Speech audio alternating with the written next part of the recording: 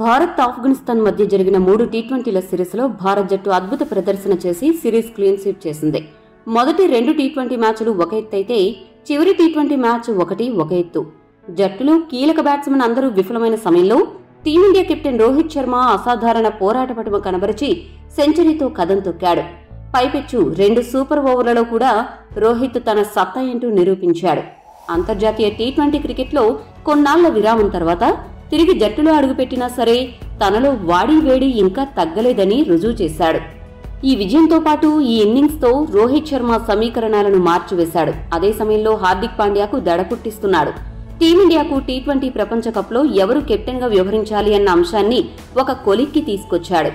రోహిత్ శర్మ అంతర్జాతీయ టీ20 క్రికెట్కు దూరంగా ఉంటున్న నేపథ్యంలో హార్దిక్ పాండ్యాను భారత్ జట్టు టీ20 కెప్టెన్గా సానపెట్టాలన్నది బీసీసీఐ ఆలోచన.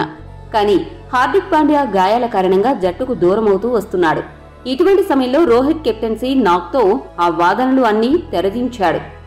త్వరలో జరగబోయే టీ20 ప్రపంచ కప్ టోర్నమెంటుకు భారత్ జట్టు కెప్టెన్గా రోహిత్ తన స్థానాన్ని సుస్థిరం చేసుకున్నాడు. టీ20 ప్రపంచ కప్కు చాలా తక్కువ సమయం ఉన్న నేపథ్యంలో బీసీసీఐ కూడా హార్దిక్ పాండ్యా కంటే రోహిత్ శర్మ వైపే ఎక్కువగా మొగ్గు చూపే అవకాశాలు కనిపిస్తున్నాయి.